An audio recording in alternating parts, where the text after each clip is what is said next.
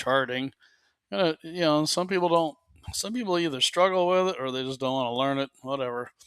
Uh, but here's a way, and we've talked about some of these in the past. Now, this is an indicator which you would load right here. I'm looking at TradingView.com, and what I have loaded here is this Smart Money Concepts by Luxalgo Smart Money Concepts, and this is their indicator. And when you turn it on, um, you won't see this. This I superimposed, but this is a trade that I did today using this indicator. So when I came into this trade, obviously these two dialog boxes weren't there. And from about here over, that hadn't played out yet. And so what I did is I looked at this. It says it's a week high. And what you'll find, sometimes you'll have this blue uh, demand zone, and there'll be like a orangish red supply zone sometimes. And what price will do, the price action bounces usually back and forth between the two. When you don't have that supply zone up here, then you have to pay attention to these kinds of things. Now, this BOS, that's a break of structure. Now, what that's showing you here is, see how this was it went down, it went back up. Now, if it had turned right around and gone back down, you would not have gotten this BOS. But because it kept going up, it gave us this BOS, break of structures, because instead of following the trend, meaning this is the high, it continued to make a new high. And then your price action came down a little bit, consolidated is what they're doing, or some people call it chop. And then this is where you got this increase, this engulfing candle, a couple of them. And so this is where I came into this, and it shows, at the time, it showed this week high. Now, for me, I looked at that and I said, well, the likelihood is that this is going to bounce off of that week high and it's going to come back down. And I caught this. I put in a put. Now a put is where you expect the price to go down. It's kind of like when you're shorting stock, right? Anyways, so I put in this order, and let's see, I believe it was around like a 141, $1.41. And then it started doing this number here. And of course, this isn't just how it painted. It goes up and down, up and down. It comes over the next candle, up and down, up and down. And I got over to here, but this was really fast. So fast, I didn't really have time to get out of it. But then it started to go back up. But I wasn't worried because I knew, all right, because I put this line right here on the page, basically to signify where I got in at. And if it got back to there or broke through that, then I was going to get out of the trade, i.e., that became my stop. Okay. But it didn't. And then what happened was it turned around here and it came back down, came back down. It got down here, and I believe it was around, it was like 199. Actually, I look over here. This shows me it's 144. I thought I captured it at 141, but anyways, whatever. But this shows you. So the difference of the price between 144 and 199, and it was a 37.7% increase, or $545 profit on this one trade. And this took from about 10 o'clock to, I think, about 10:45. Now I'm not normally in a trade this long, but this wasn't an ideal. This was a risk entry. I'm not gonna lie, it was a risk entry. But based on this indicator, I felt I had a strong probability. So this shows you where I got into the trade. This shows you where I got out of the trade. So let's switch over to the actual chart, and I'm gonna go ahead and take this stuff off of here so you can see what this looks like. Now, when you install this indicator, if you don't want to see it, you would turn it off like that, the eyeball, or you click it and it comes back on. And let me open up my watch list, and I'll show you some of the different positions I looked at. Now, so this here, this again. Now, when these type of demand zones or supply zones, what you're going to find is the price bounces off of them, and sometimes you have both, sometimes you don't. It's helpful if you have both because then you know exactly where the price is going to bounce. Now, just to show you the value of this is I'll go back here. When one of these forms, and if you're watching that security, when that forms and you see that candle engulfing like that, I mean, look at this. This was one tremendous play, and to show you the price action, if you would have gotten in here and rode this all the way up to here, yeah, let me do that. Click. So that shows $10.03. Now, I was only, you know, just because of my poor math skills here, if I do 199 minus 144, I have a 55-cent increase. That was $545. Okay. So what would this $10.03 increase be?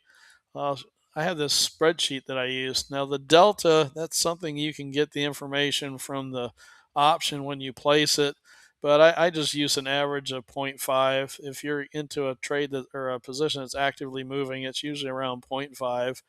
And this is where I put in the movement. So $10.03. And this shows you, and let's just show you what happened. You're multiplying this by this, and that gives you the gain per share. Well, there's 100 shares in a contract, so you just take this number, you multiply it by 100. So for one contract, that would have been $501. If I'd have had the 10 contracts like I did on Apple in this position here, it would have been $5,015 approximate. I mean, is it, it's not, a perfect math. But let's say it was $5,000. Are you going to, are you going to cry all the way to the bank? I don't think so.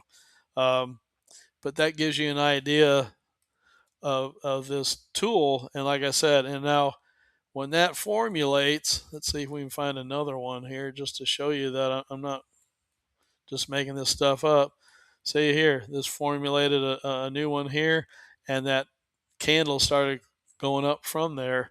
I mean, look at the price action on this. Now, again, if you would have, say you'd have gotten scared and you just said, well, when I got up to here and I saw this big black candle, I'm going to get out. So say you got out there. Look at that. That's $25.03. So what would that equal? 25.03. Oh, you would have made, if you had 10 contracts, you would have made 12 grand. Usually what you'll find with 10 contracts, if you divide that by half and multiply it by 100, that's your profit basically. That's really good money. And then think about it. What did you do? You didn't have to do any charting really. All you did was turn on an indicator, monitor some pretty active stocks, and then you just filed that out. Now, had you say you were really risk adverse, as they say, or whatever, and you wrote it all the way up to there, that's what 4680. So this would have been sweet. Yeah, you would have made $23,400 off of that option contract. That's some sweet cash. It just shows you the money's there to be made, and all you have to do is just use tools. Now, remember earlier I said sometimes you have a supply zone and you have a demand zone. Well, this is a good example of that.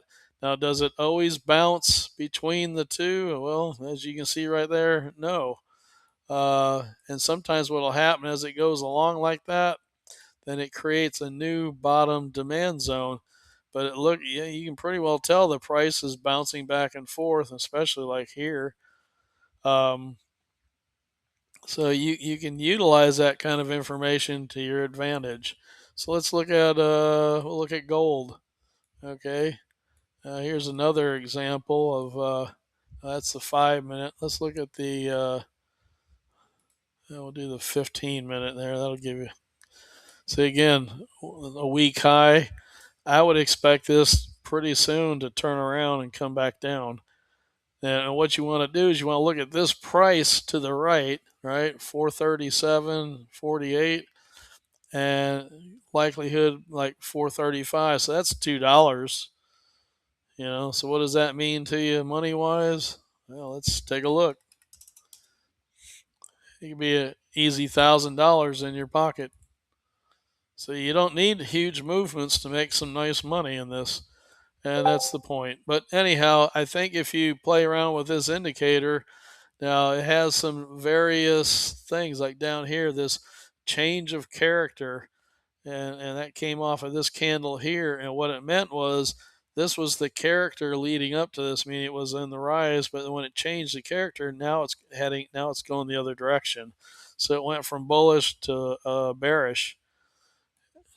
Same thing here. You get this change of character, and now with the green, the change is you're expecting that to go up. The red, you're expecting it to go down. So you're like, well, where do you find that information, Jerry? Well, if you go up here to this indicator,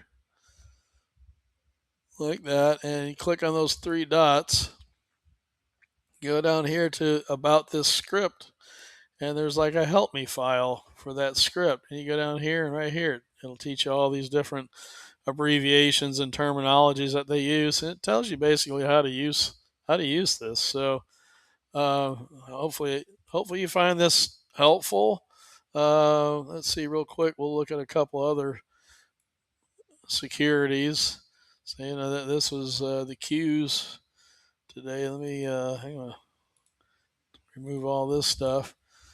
Anyways, so yeah, like right here, I would expect this to continue down. It's going to bounce off of here, or at least near here, and probably turn around and go back up.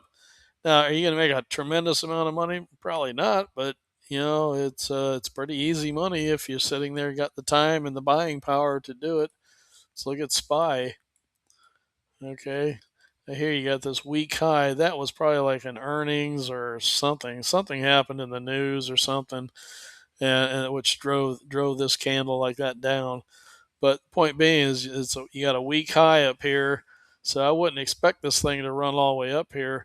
But like here, you see it's kind of moving around a little bit, but it gives you an idea how you can utilize this tool. Here's NVIDIA, kind of doing the same thing. So I hope you found this helpful, and hopefully it'll help you make some good money. And I wish you well with it. Take care.